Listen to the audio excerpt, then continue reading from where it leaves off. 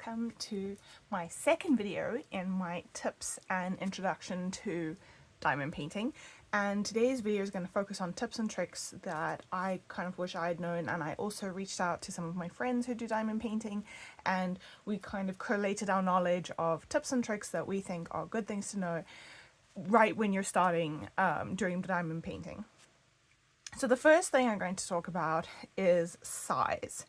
So your diamond paintings come in different sizes, and they come all the way from about A4 size all the way up to, I don't know what the limit is, but I've seen people that have like 120 by 70, which is like 1 meter 20 centimeters. Friends, that is a massive painting. And some people love their massive paintings, some people don't. Obviously, massive paintings take longer. I'm still experimenting with larger canvases, although I don't frame all of mine. I actually put a lot of mine into a presentation folder. And so I actually don't really like to go above about an A2 size, just because I find that's the maximum size of presentation folder I want to be able to store. So that's something to bear in mind. But as a beginner, I would recommend going small to begin with, because you need to figure out, do you enjoy doing this? And it might be a bit soul destroying if you start with something massive and you're not sure if you enjoy it. The one caveat I would give about going small is that, like with art, the smaller you go, the more pixelized the image is going to be. So if you want to go very small, like A4, I have done something on A4 and they can lose quite a lot of definition. And that can be quite disappointing. So I would recommend try and choose something that has a relatively simple design with not lots of details. You don't want, let's say, a wolf with lots of fur and stuff, and then you're doing it in A4. It's not going to come out. So that's one thing to bear in mind. Another thing is, when you're choosing your image, is you really, especially for your first one, you really want to choose an image that you really like. Do not choose something that you're like, this is okay, because you're going to be spending a lot of time working on it and looking at it. And I made that mistake with my first diamond painting. I chose something that I was a bit ambivalent about, and it took me like over a year to finish it, and I actually gave up. I thought I didn't enjoy the craft. But then I got re-inspired by my friend Sarika. I will link her down. She's Steffy Diamonds on YouTube. I will link her down below. I got re-inspired by her, and learning these sort of tricks, like choosing images you like, and I'm going to show you some other things about drill management and that sort of thing, really made me fall back in love with the craft. So that is something I would recommend, is choose an image that you really love, because you're going to be looking at it a lot. So another thing is that diamond paintings come in both squares and rounds. Now, I must confess that I've never actually done a square one yet. I am actually interested in doing a square one, and I will. But I believe, from what my friends have said and that sort of thing, that square ones can be more tricky than the round ones. So as a beginner, for your first diamond painting or two, we would recommend going with rounds, because they are slightly easier. If you are doing a square one, once you've got a few diamond paintings under your belt, it is recommended that there are things called diamond rulers, which kind of are like a thin metal sheet that has cutouts where you place the diamonds, and that can help with keeping them straight. But again, I must admit that I haven't done that before. I haven't done any square ones, so I don't have very much experience in that area. Another thing to note is that diamond paintings come in both poured glue and double-sided adhesive. Now, I don't actually have a good example for you right now, but this one is a poured glue one. And you can usually tell, because as for everything that I've ever seen, people are welcome to correct me, but everything I've ever seen, the poured glue ones have this clear cover on top, and the double-sided adhesive ones have an opaque cover on top.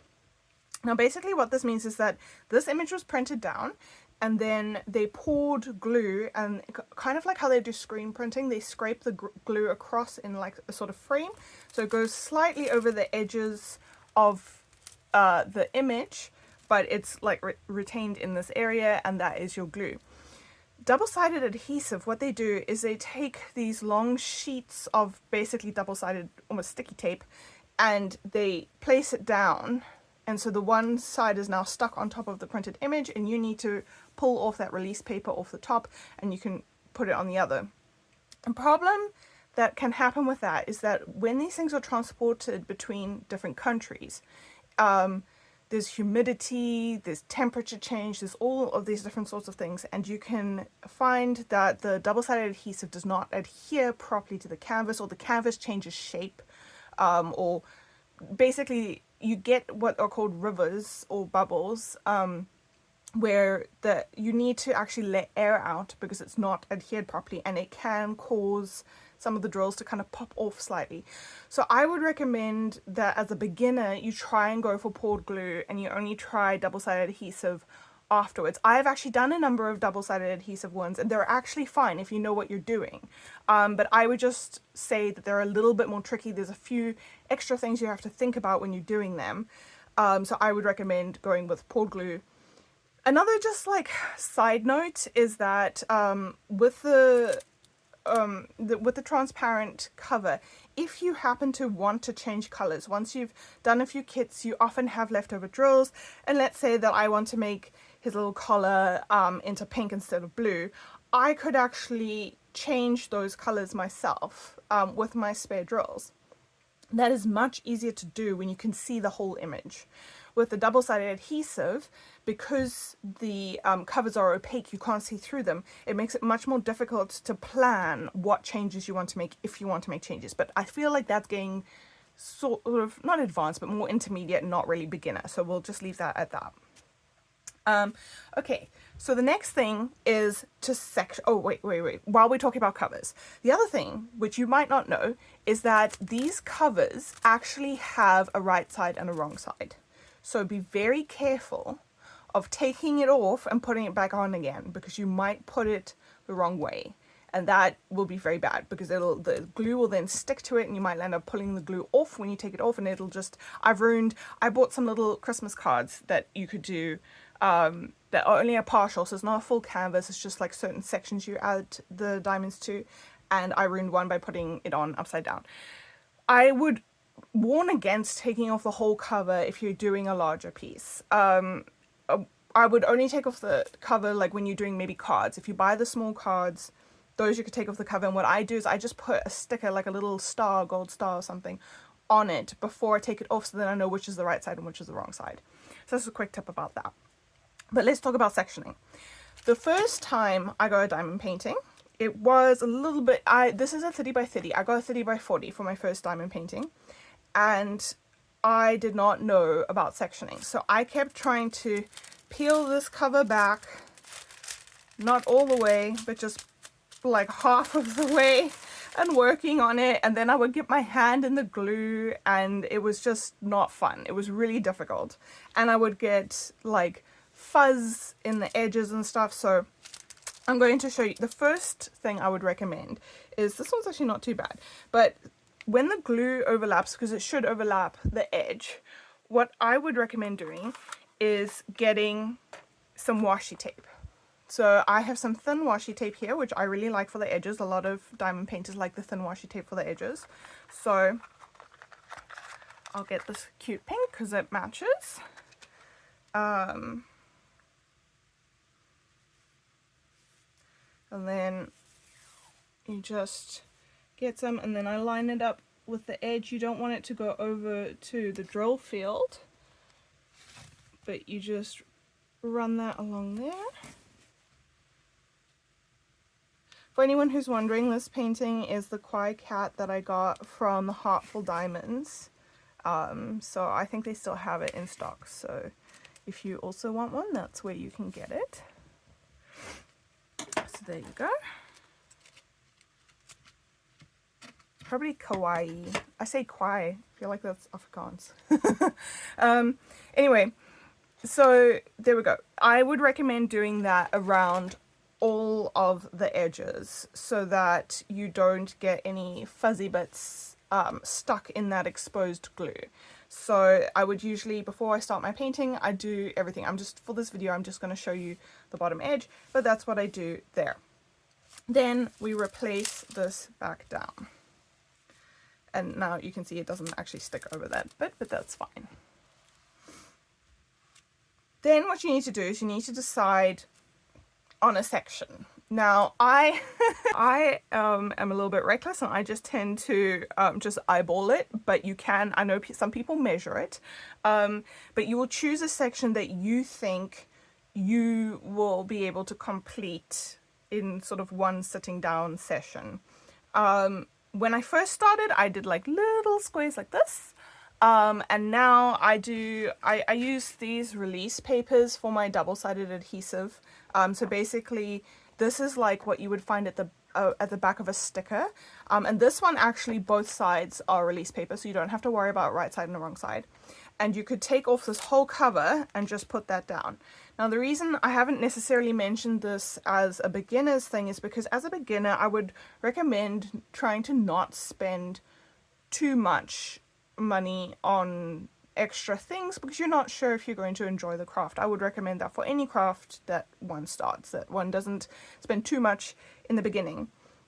So I would recommend just going the washi tape method, but because I do this a lot, I've invested in some release papers. So you can use this with your poured glue clear cover, but I just use these for the double-sided adhesive ones. So I do a section about that size, but for the purpose of demonstration, I will do a smaller section for this. So what you do is remember you've got your clear cover on here. You take some more washi tape. I'm using a thicker washi tape this time.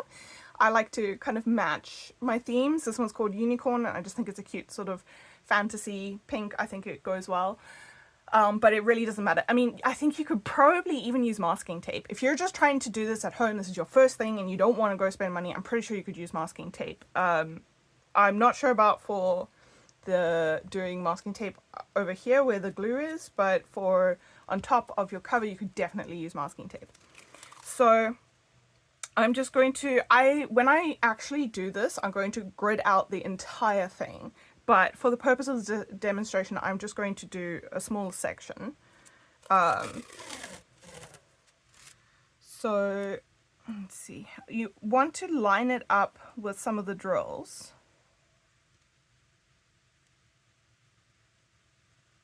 Oops.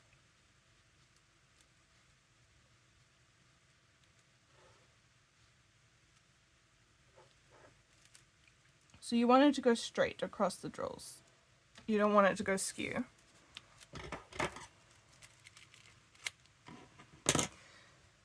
And then, so I would actually do that multiple times all the way up, but just for this demonstration, I'm not going to do that. And then again, we'd do it in the opposite direction all the way down, but I'm just going to do a small section here.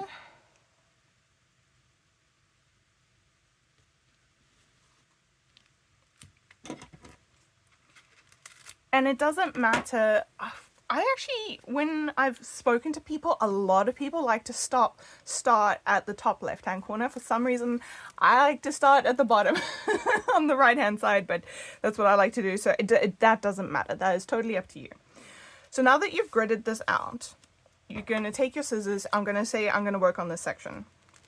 You're going to take your scissors and you're only going to cut from one direction. So you can either cut it along the top or you can cut along the bottom. I'm going to cut along here.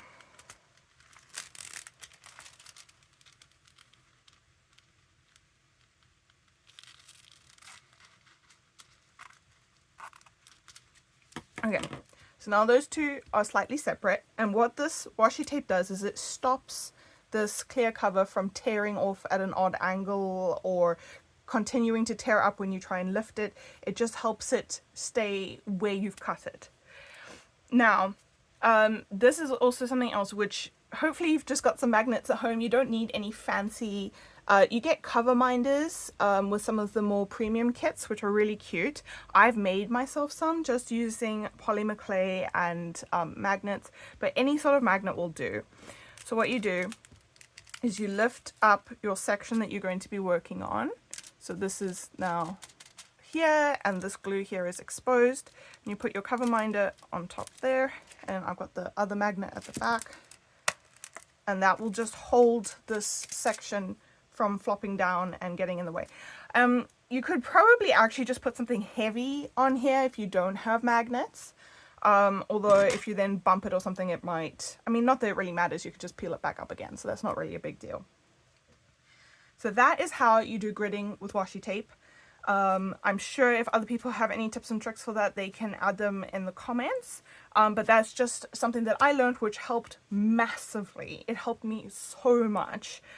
Just being able to section it out and not get overwhelmed by everything. Then how you do your colors is totally up to you. Some people like to work in a row and they keep changing between those colors. I like to do all of one color in a section at a time. So I'll probably choose the biggest color first. So I see all these tick marks here. So I'll find the color that corresponds to the tick marks, and then I'll do all of these tick marks in this section, not the whole painting, just this section. And then I'll pack those away, and then I'll go for the next color, which is maybe these upwards arrows, and then I'll do all of those. So that's just how I like to work with mine. And that kind of helps me keep my hand out of the glue. It's okay if you touch the glue, like it's not a massive problem, but it's better to not, like if you do it too much, it will lose its stickiness, but I've never had that problem. And then when you're finished, or either you finished this, if you're finished the section, you can just cut off this extra piece. If you're not finished, then you can just release the magnet and just cover this up. And I would highly recommend that. It will just stop any dust that's floating around, or if you've got any pets. I know lots of us have pets. I have 2 cats who love to sit on my desk. I would highly recommend not getting pet hair stuck in your diamond painting. Sorry. Okay, so that's quite a bit to go on, but that is the washi tape section. Now let's talk about, I'll talk about the wax quickly. So this is a kit that came, I can't remember which kit this came with, whether this was with the Heartful Diamonds or not, but this is sort of, I mean, this has got quite a lot in it, but it's sort of what you can expect to get when you get your kit. It'll come with a little tray. You have, this is for multi-placing. So you put wax in here and then you can place multiple colors at a time. I would recommend not doing that as a beginner. It can get quite messy and it can be quite difficult to straighten them. And I mean, I wouldn't say I'm a beginner, I wouldn't say I'm an expert, but I'm not a beginner, and I actually prefer single placing anyway. Some people do their whole painting single placing. That's what I prefer to do. So I would recommend only trying out the multi-placing once you've done it for a while. Hopefully your kit comes with one of these little pencil grips. If you're doing a lot of diamond painting, these thinner pens can, it depends on what you like. If you like a thin pen, that's fine, but it can get a bit uncomfortable with your hand if you're doing it for a long period of time. I have ordered these, but again, like I said, you don't want to spend lots of money on something that you're not sure you're going to enjoy doing. But if you do enjoy doing it, I would recommend getting some of these bigger, chunkier pens. I got this one, I think came off Amazon. This one was from AliExpress. You can also order very beautiful custom ones off Etsy. But the thicker ones I find are more comfortable if I'm doing a lot of diamond painting. So what I was going to say is these little wax things that come with, they have a protective cover on them on both sides. And that's something to note. I didn't have this problem, but I've discovered a lot of people have had this problem. You will not be able to load up your pen, your drill pen, if you do not remove the cover. You have to peel it back before you can get the wax in there. So that is just something to note. Some people like to kind of scrape off the edge to use up all of the wax and make sure there's nothing left. I am a bit chaotic and I just make holes in mine. Okay. So I think that's everything I have to say about the drill pens. Now I want to talk about storing your drills. Hopefully your kit comes with some of these little bags, but not all of them do. when the first kit I got was actually just a budget-friendly one from Aldi, which is just a kind of supermarket store in the UK. But basically my drills came in something like this, where it is non-resealable, and I just tried to cut a tiny corner and just pour as many as I needed and not more, or I'd try and get it back in and it kept ripping and I'd be spilling them everywhere. And when you're trying to only pour as much as you need, it just makes it so stressful. It's just really stressful. So as a beginner friendly idea, I would recommend these little resealable bags. Here's some that I've got. You can label them. I've written the number on here. That's the DMC code, so I know what's in here. But I would really recommend using these, because then it's much easier to, you can pour them into here, and then when you're done, you can just pour them back in, and it's much less stressful. Like, I would highly, highly recommend. I think that's probably the biggest thing that put me off doing diamond painting in the beginning, was how difficult it was to work with the drills when they were in non-resealable containers. If you do get into diamond painting, there are a number of other things you can do for storing your drills. Just one second. So here is one. I got this off AliExpress. I'm sure you can get them from Take-A-Lot if you're in South Africa, or Amazon. So basically, they're almost like pill boxes. They're attached in a long line like this, and they just open up. Some of them can be a bit difficult to open, especially if you get them from somewhere like AliExpress, but these ones are all fine. And then what I did is I just put some washi tape along across the top. You could also use masking tape or any sort of sticker that you have. And then with this kit that I was using, they had numbers instead of symbols, so I just wrote the corresponding number on top, and then I had the drills in here. So that's also a really great way to store your drills. Then you also get, sorry, Salty. I haven't actually used this yet, but I bought this. I think this was also from AliExpress. These are what they call like Tic Tac boxes. So they look like this. You can store a lot more drills in this than you could in those little pill boxes. And there's a little place on the top you could put your label so that you know what it is. But I have not actually used these yet. I've seen they're very popular, but I have a third method, or fourth method that I use that I just love, and so I haven't stopped using it. Okay, it's all set up for my current kit, so I've got to move some stuff.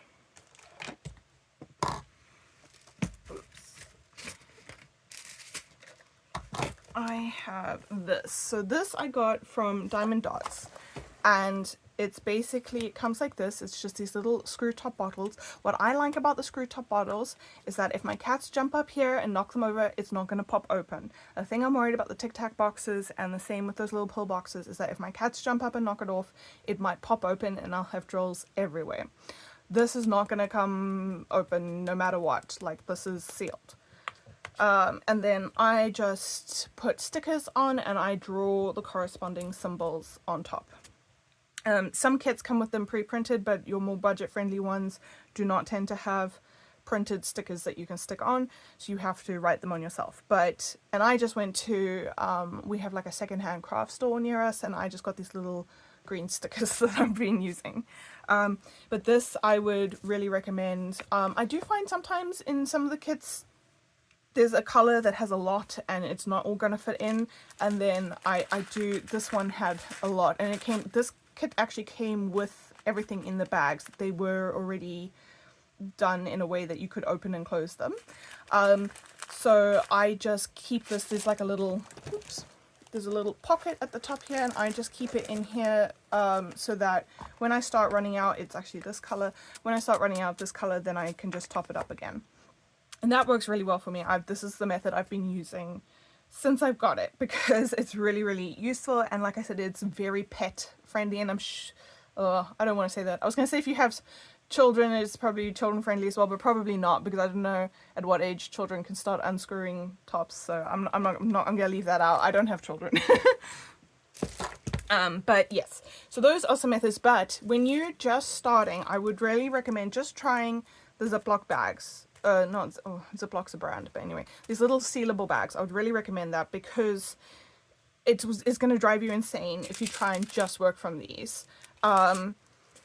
I know some people like to get, because all of the kits will come with these, which can be a bit frustrating. Like, I've got so many, I donate them to the secondhand craft store near me, but you could land up with so many. Some people actually keep one for each color, and they have them all laid out with the colors already in the little boats, and they label the boat. The problem with that is, like, a lot of these kits have like 25, 30, 40, 60 colors.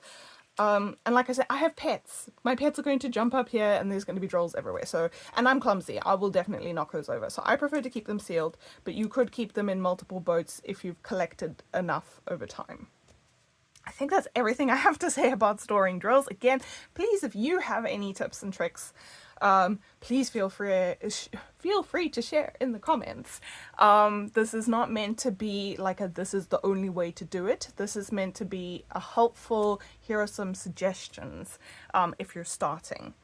Again, just try and start with something budget friendly. Don't spend, I mean, some of the beautiful massive kits can be really expensive, so I'd recommend doing something more budget friendly, because you're just trying to figure out if you enjoy this. And like I said, there's lots of cool things that you can invest in to make this craft even more fun or easier, but I would recommend just starting off, because like I said, my first kit, I started and I hated it, and I put it away for like almost a whole year before I finished it, because I thought I hated it, but I did come around. And just one last thing I want to say, that I would recommend if you enjoy it, but I would first figure out if you enjoy it, is getting a light pad. They're not too expensive. I got this one from Diamond Darts, or you can get it off Amazon, and so it just has like a USB cable, same as you would charge your cell phone, and then it's got 3 brightness modes. I actually only use it on the lowest one. Oh my goodness, my cats. Sorry about that. Okay, and what this does is obviously it shines a light from the back, and it just makes these symbols a little bit more clear. And especially if you're getting some of the more budget-friendly ones off AliExpress or Amazon, sometimes the printing is not very clear. This one from Heartful Diamonds, the printing is beautiful. I would not need the light pad at all, but it really does help, especially if you're doing it for hours at a time. You don't want to strain your eyes or anything like that. The light pad is awesome, but like I said, that's not necessarily something that you have to have straight away. And definitely, I mean, part of the reason I got it is because I also do art, I also do drawings and paintings, and having a light pad is really useful. So it's definitely not something you have to have. But that, I think, is everything. Oh, okay, one bonus extra tip. If you do have a light pad, when you take your finished picture and you want to take a photo of it and share it with your friends, turn your light pad off, please, because basically what happens is the light comes and forms silhouettes with all the drills, and so it basically, we can see how lovely and straight you've placed your drills, but we can't see the colors of the drills, and so it makes the image very flat. Oh my goodness, I don't know if you can hear that, my cats are being insane in the background. I should have locked them out the room. Anyway, so I would highly recommend, if you're taking finished photos of your work, turn your light pad off. It will look a lot better. Anyway, I hope that you enjoyed this. If you have any questions, please feel free to ask.